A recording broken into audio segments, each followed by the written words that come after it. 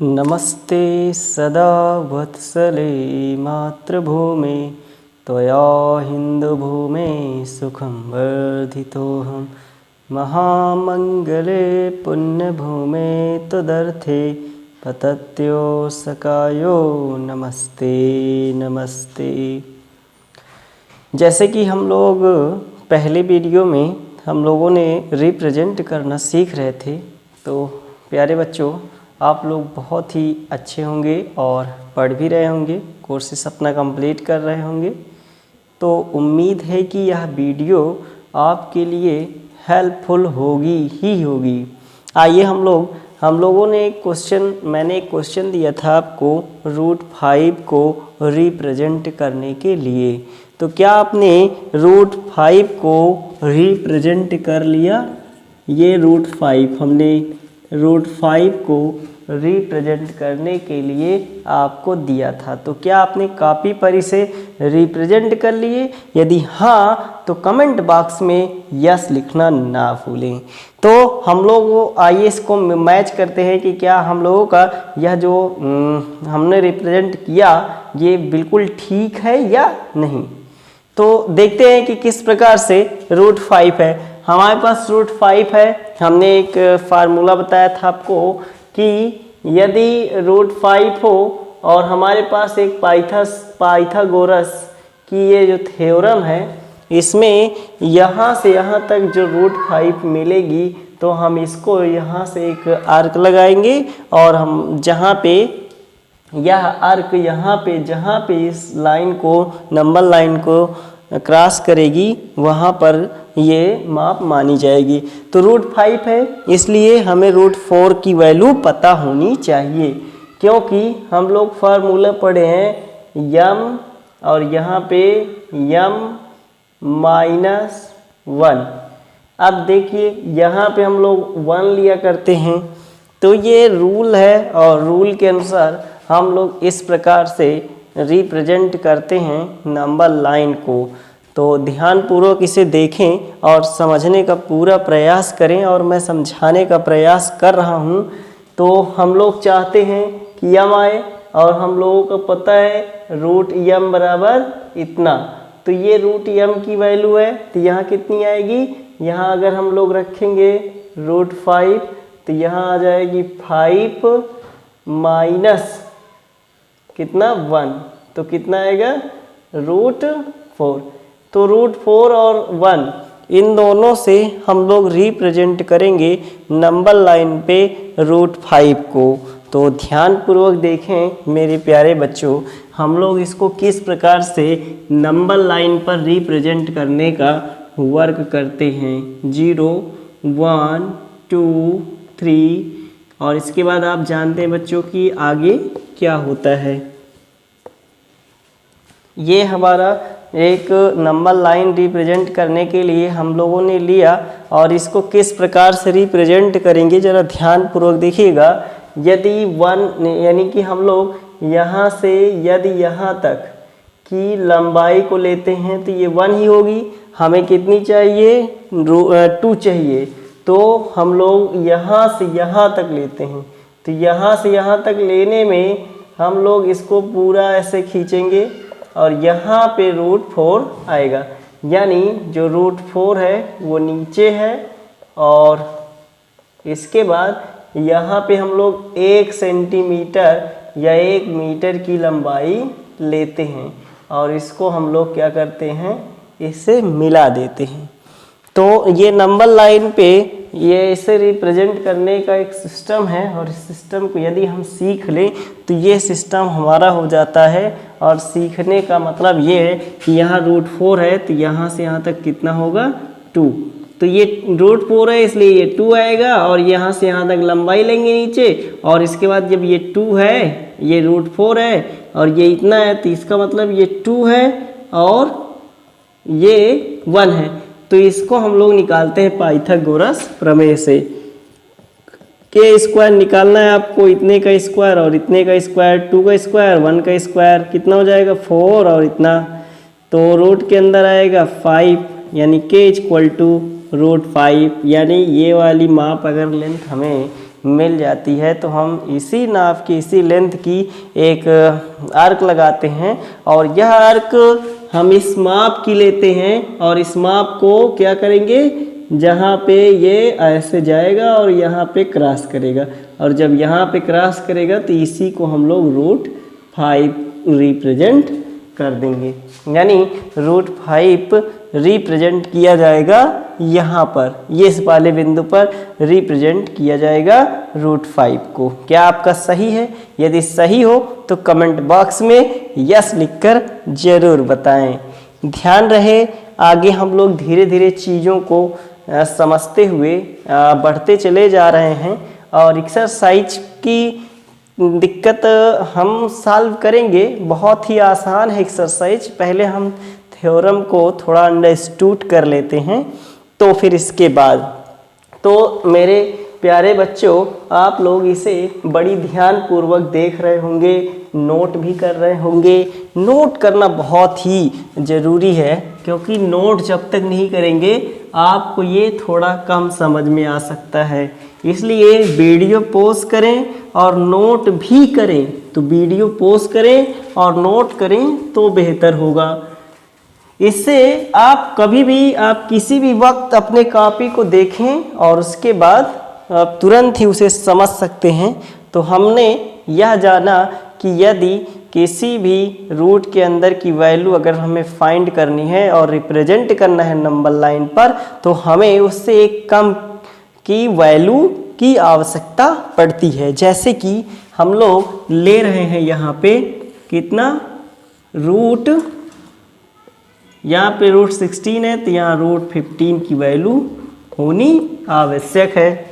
इस प्रकार से होना चाहिए। इसी तरह से यदि यहाँ पे कितनी हो, यहाँ पे 10 नहीं, यहाँ पे 11 हो, तो यहाँ पे √10 की वैल्यू होनी चाहिए। तो बच्चों आप लोग समझ गए होंगे कि हम लोग किस प्रकार से नंबर लाइन पे नंबर को रिप्रेजेंट कर सकते हैं आसानी से। किसी भी रूट में हो, कैसे भी हो, हम उसे देखते हुए आगे बढ़ रहे हैं और जान भी रहे हैं कि किस प्रकार रिप्रेजेंट करते हैं। नेक्स्ट हम लोग एक और रिप्रेजेंट करने के लिए एक लेते हैं और फिर उसके बाद हम लोग आगे बढ़ते हुए चलेंगे। जैसे कि 1 + √2, 1 + √2, यदि आपसे बोला जाए कि 1 + √2 को नंबर लाइन पे ऑन रिप्रेजेंट करना है, कहाँ पे, नंबर लाइन पे रिप्रेजेंट करना है, नंबर लाइन पे। तो रिप्रेजेंट करें इसे नंबर लाइन पर। तो नंबर लाइन क्या होता है? नंबर लाइन हमने इसके पहले भी डिफिनीशन पढ़ी थी कि जहाँ पे ढेरों नंबर को हम दर्शा सकें, उसे दिखा सकें, वो नंबर लाइन होती है। तो आइए देखते हैं हम लोग किस प्रकार से इसे नंबर लाइन पे दिखाते हैं। तो ये एक हमने नंबर लाइन ले लिया और यहाँ पे 0 1 2 3 माइनस में इस तरफ 1 2 3 4 और इस तरफ माइनस का 4। इस तरह से हम लोग नंबर लाइन पर रिप्रेजेंट करेंगे 1 + √2 को। तो आप जानते हैं कि यहाँ से यहाँ तक 1 होता है, तो हमने इस लंबाई को ले लिया और इसके बाद यहाँ से यहाँ तक कितना है, 1। हम लोग इस पर भी एक 1 की लेंथ लेते हैं जो 90 अंश पर होनी चाहिए। देखते हैं कि किस प्रकार से हम लोग इस पर दिखा सकते हैं। तो यहाँ से यहाँ तक 1 + √2 को हम लोग बता सकते हैं कि कहाँ पे है। अभी यहाँ पे आगे नहीं है तो इसलिए नहीं पता, तो हम लोग क्या करेंगे, इसको निकालने का प्रयास करेंगे। तो आइए हम लोग उसको फाइंड करते हैं कि किस प्रकार से फाइंड किया जा सकता है। 1 का स्क्वायर यानी कि √2 आएगा। अब √2 की अगर लेंथ लें तो √2, 1 तो यहाँ से यहाँ तक हो गया, लेकिन √2 हम लोग आगे लेने का प्रयास करेंगे। यहाँ से यहाँ तक चाप लगाएंगे और ये यहाँ पे, तो ये पॉइंट हो गया √2। तो यहाँ से यहाँ तक का जो पॉइंट है वो टोटल इतना हो जाएगा, रिप्रेजेंट हो जाएगा। हम इस चीज़ों को फील करके कॉपी पर यदि इसी तरह से लिखें जिस प्रकार से हम लोगों ने इसको नंबर लाइन पर रिप्रेजेंट किया, तो आपके बोर्ड्स में बेहतरीन मार्क्स आएंगे, ये मेरी पूरी गारंटी है। और इतना एक्सपीरियंस होने के बाद तभी मैं इस YouTube चैनल पे आया और आपको यह प्रयास कर रहा हूँ कि आपको पूरी तरह से यह समझ में आए। तो हमारी ऑफलाइन एकेडमी से संपर्क करें और वहाँ से कुछ मटेरियल्स आप इकट्ठा करें ताकि आपको बेहतरीन मार्क्स दिलाने में सहायता मिल सके। आइए हम लोग एक्सरसाइज की थोड़ी बात करते हैं। एक्सरसाइज में कौन सा क्वेश्चन किस तरह का हो सकता है। तो क्वेश्चन नंबर 4 आपने एक्सरसाइज में देखा होगा। क्वेश्चन नंबर 4 1.1 कितनी 1.2 की बात कर रहे हैं। 1.1 में तो सिंपल है, आपने कर ही लिया होगा, फिर भी उसे हम बताएंगे, लेकिन थोड़ा सा 1.1 यहाँ से संबंधित है, इसलिए हम लोग यहाँ पे चर्चा कर लेते हैं। तो स्क्वायर रूल स्पाइरल एक होता है, तो स्पाइरल को हम लोग बनाना सीखेंगे। तो आइए देखते हैं यहाँ पे क्या लेंगे। क्वेश्चन नंबर 4 है। क्वेश्चन नंबर 4 ध्यान से देखें। क्वेश्चन नंबर 4 की चर्चा कर रहे हैं। यहाँ पे दिया हुआ है इतना, और इसके बाद हम लोग क्या करेंगे, यहाँ एक 90 का एंगल लेते हैं और यहाँ पे फिर इसे मिला देते हैं। तो ये कितनी होगी √2। इसके बाद फिर से यहाँ पे एक 90 का लेते हैं और ये 1, और इसके बाद फिर यहाँ से मिला देते हैं। तो ये कितनी होगी मेरे दोस्तों, मेरे प्यारे बच्चों, ये √3 हो जाएगी। इसी तरह से यदि यहाँ से 1 सेंटीमीटर 90 अंश पर लें और फिर यहाँ से मिलाएं तो यह कितनी होगी √4। तो इस तरह से मेरे प्यारे बच्चों चीज़ें धीरे धीरे करके बढ़ती जाएंगी और ये एक स्पाइरल का रूप ले लेगा। तो इस तरह से चीज़ें बनाई गई हैं, इस तरह से चीज़ों को दर्शाया गया है और हम आगे इस तरह से और भी इसे कर सकते हैं, दिखा सकते हैं, रिप्रेजेंट कर सकते हैं। नेक्स्ट क्वेश्चन हम लोग अब आगे बढ़ते हैं और आगे बढ़ने के साथ साथ हम लोग कुछ क्वेश्चंस भी डिस्कस भी करते चलते हैं ताकि आपको पूरी तरह से एक्सरसाइज और मेरी थ्योरी ये पूरा कंसेप्ट क्लियर होता चले।